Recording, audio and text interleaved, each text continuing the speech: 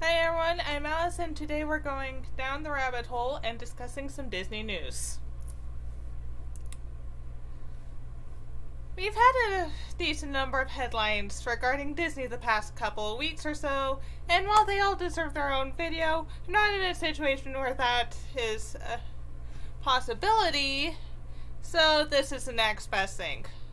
Go, I know you didn't do a tally or whatever last time I asked for one, but could you do a good news or bad news tally, or like just categorize it somehow? Knock yourself out. Okay, first of all, we must acknowledge the one everyone has probably heard about, whether you discovered it on YouTube like I did, on Twitter where it's been all over the place past few days, or in the case of my family, an early morning text I sent first thing because I didn't want to text about at midnight. Chadwick Boseman, the man, the legend, who played King T'Challa and the Black Panther, passed away the night of Friday, August 28th, at 43 years old, after a 4-year battle with colon cancer that a lot of people didn't know he was fighting, including myself.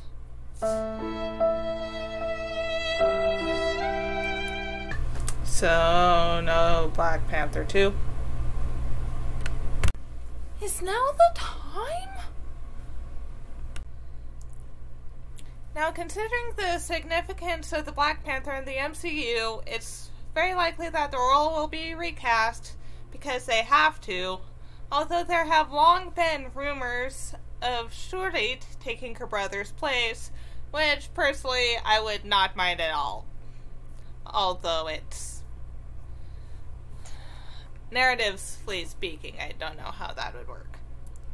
I will do an episode on possible recasting another day, but right now, it's still hurting everyone quite deeply, as both he and his role meant a lot to everyone. There are Twitter threads, I think that's what they're called, about parents of all races trying to figure out how to tell their kids that the Black Panther has died. And a reporter from the Washington Post was asking for people for interviews on that subject. Next up, Candace Against the Universe premiered on Disney Plus, also on August 28th. I actually watched it right before I found out about Chadwick, and that is definitely a mood killer. Gotta say, Miss Phineas and Ferb, there has been some speculation about a reboot on Disney Plus, since a lot of other stuff has been rebooted, or at least almost has been, and I hope they go through with it. I love it. It holds a deep place in my heart. It's everything you would expect from a Phineas and Ferb movie. We have Perry and Duke's odd rivalry where they're also just besties for some reason. We have Candace being a spaz and Phineas and Ferb trying their best to support her in being a spaz.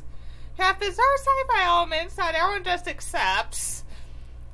We have fourth wall breaks, like, all over the place. And we have an Isabella subplot that best encapsulates her character. A cutesy girl who will literally kick your butt and then get a patch for kicking your butt.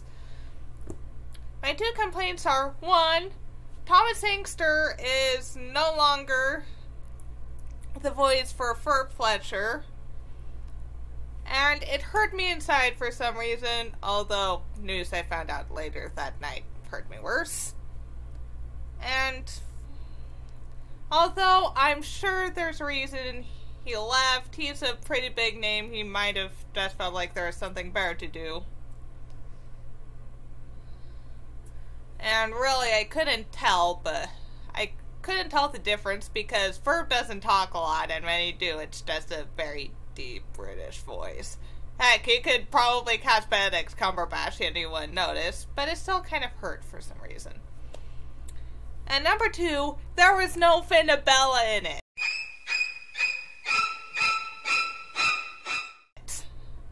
Every major Phineas and Ferb release involves it somehow, but there wasn't even a mention of Isabel Sardeyes, sometimes literally, or anything. What the heck?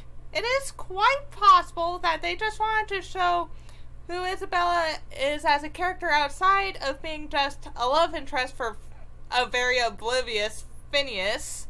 But couldn't they have done both? It's never been a problem. They've always been able to do that. Okay. Next, Kelly Marie Tran has been cast to voice the lead in Raya and the Last Dragon. She's replacing Cassie Steele. While both actresses are qualified to voice Raya as they're talented actresses, and they're both Asian, Cassie Steele is half Filipino, and Kelly Marie Tran's parents were Vietnamese refugees. Cassie dropped out, and Kelly is now making history as the first of her background to star in a Disney animation, with Raya likely to become the next Disney princess. Besides, Kelly Marie Tran is a very talented individual and deserves more attention and work.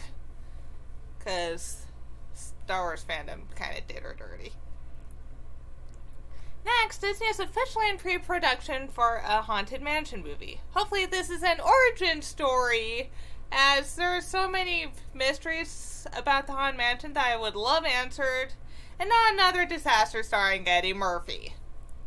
Not that it was his fault it was a disaster, the whole thing was just a hot mess. Guillermo del Toro is attached to the project, and if you know anything about Guillermo del Toro, you can understand why he no longer is doing a Disney thing.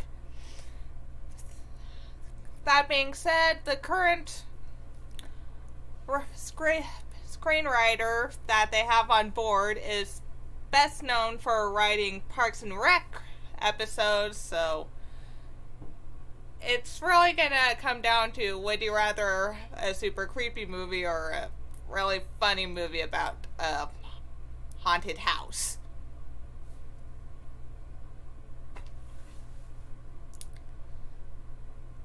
I filmed a video on this next headline as well. I don't know if GoGo is going to release it later or at the same time as this video. But Disney is making a film adaptation of Once on This Island with Mark Platt as producer. Disney Plus is releasing a pro shot of the stage version of Aladdin later this year. It's apparently going to happen earlier, but they released Hamilton instead, and I don't think anyone is complaining because, like, in regards to the musical theater fans, say In the Heights got delayed a year because of current events that shall not be named, but hey, at least we got the Hamilton pro shot around the same time in its place.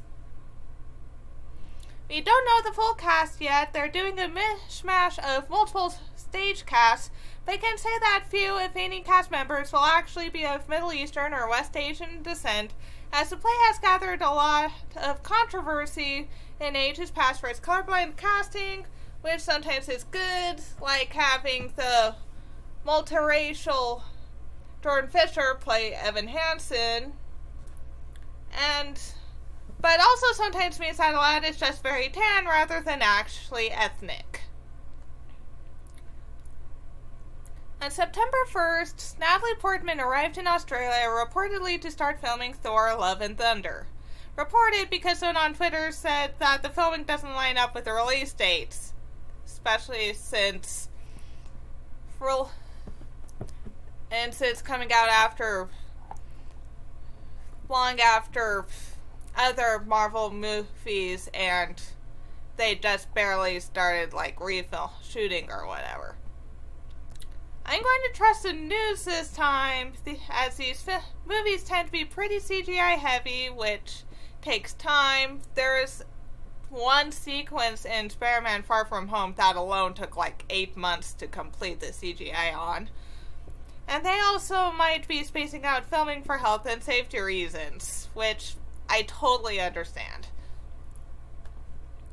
John Boyega is once again calling out Disney for a perceived racial bias in the Star Wars sequels. While I do believe that the BIPOC characters were done dirty, I am more inclined to blame J.J. Abrams than Disney as a whole, as he wrote the last movie, Rise of Skywalker, and honestly, he played it very... He has his Star Wars screenwriter plays it very safe, which is not always a good thing. And Disney has no involvement in the movies other than financial. Are people going to blame Disney anyway? Most likely.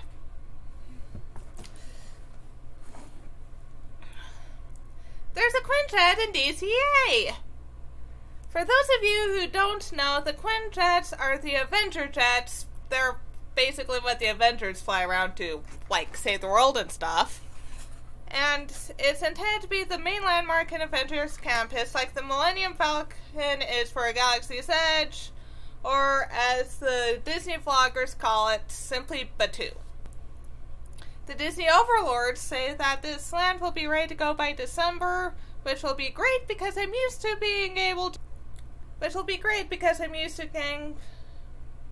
cutting through lands to get from Cars Land to Hollywoodland and vice versa. And I'm still salty about having to go around nearly 2 years ago, which was about the last time I went to Disneyland. Let it go. Let it go. Disneyland, while there's no official reopening date yet, has been setting up for crowd control. While they're going to continue the reservation system, they still need to prep the actual park, and they've been doing that by installing plexiglass walls to keep people separated and, like, doing the ground stickers and stuff that everyone's been doing. Well, it's ironic that Disneyland and DCA are the last to reopen, even if, due to the reclosing of Hong Kong, they're not the only ones still closed. Considering their legacy, as Disneyland was the only park opened by Walt himself, it makes sense, as Disneyland is also the smallest castle park in the world and has many a place where social distancing would be nigh impossible to enforce. However, as things calm down, I would like it to reopen safely, as I take too much joy in living vicariously through the Disney Park vloggers. The official word is that Disneyland is ready to go once Orange County / the state of California gives them the word, and as of filming this, they're supposed to discuss with the government is supposed to discuss with Disney and other local theme parks the best way to press forward today. Honestly, I just want to go to Disneyland and hug Dimberly, and for context, Dimberly is the name Justin Scard, and by extent Fresh Baked Egg, and possibly one or two other Disney vloggers who are friends with him, gave the Main Street Drugstore Native American statue, because they felt that was the least racially insensitive name to give him. Okay, what do you all think about this news? Please leave a comment below. Please like and subscribe. Thanks to GoGo for editing, and I will see you next time down the rabbit hole.